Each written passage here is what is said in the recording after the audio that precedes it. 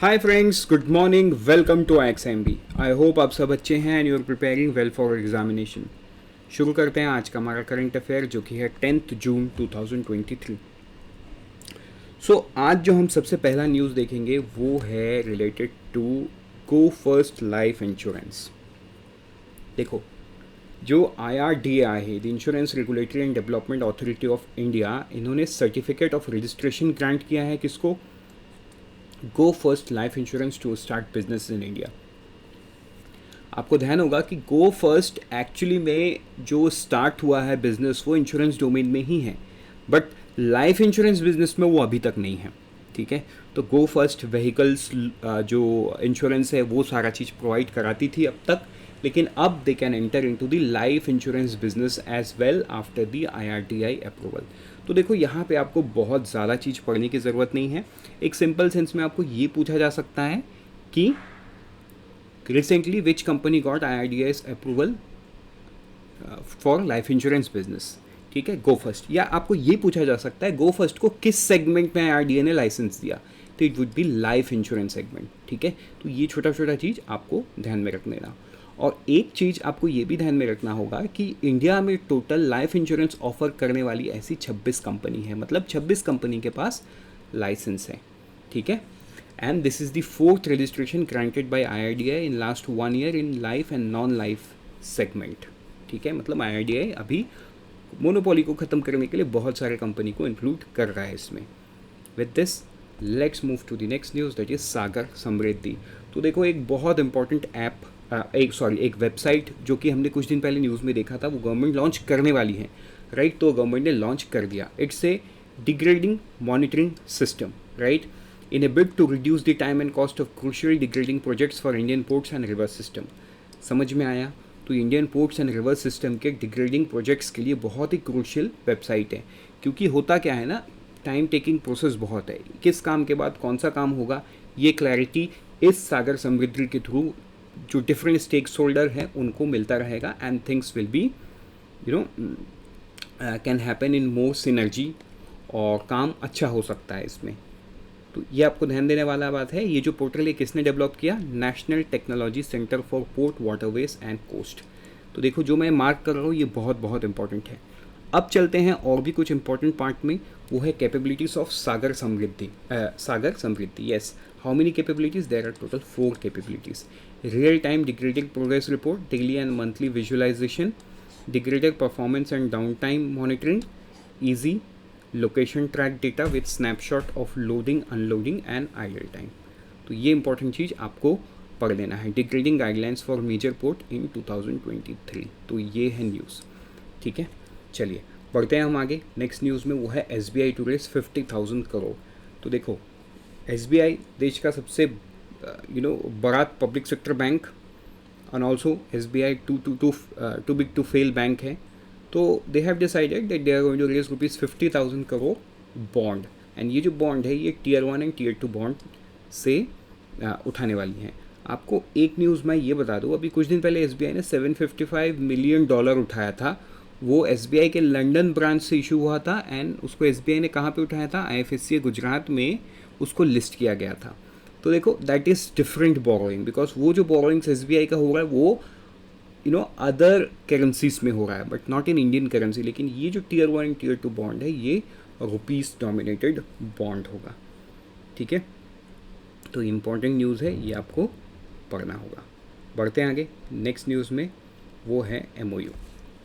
देखो, जो आयकर है, Indian council of agriculture research new Delhi signed an MOU with Amazon किसान to combine the strength and create synergy between the two organizations for guiding the framework on specific cultivation, right? ये important news आपको पढ़ना है। आयकर के साथ एक MOU हुआ है अमेज़ॉन किसान के साथ, और किसके साथ? आयकर के साथ। तो ये MOU के बारे में आपको पढ़ना है। ये क्या होने वाला है, मतलब what is the benefit? ठीक है, The benefit is Aiker will provide technological backstop to farmer through Amazon's network. Amazon के नेटवर्क में जो फार्मर्स हैं उनको आयकर जो है टेक्निकल सपोर्ट प्रोवाइड करेगा। It will improve farmers livelihood and boost crop yield. तो ये सारा चीज़ आपको ध्यान देना होगा। बढ़ते आगे। नेक्स्ट न्यूज़ में वो है अगेन एन MOU। तो यहाँ पे जो MOU हैं ICAI, IICA एंड RRU, इन दोनों ने एक MOU साइन किया है for academic and research collaboration. किसके लिए? Academic and research collaboration. तो ये जो MOU है between Indian institute of corporate affairs and राष्ट्रीय रक्षा यूनिवर्सिटी हियर टुडे।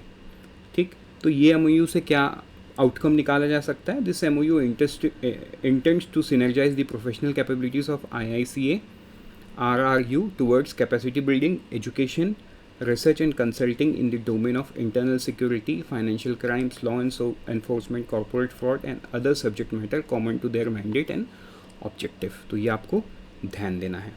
ठीक है, बढ़ेंगे आगे। नेक्स्ट न्यूज़ में वो है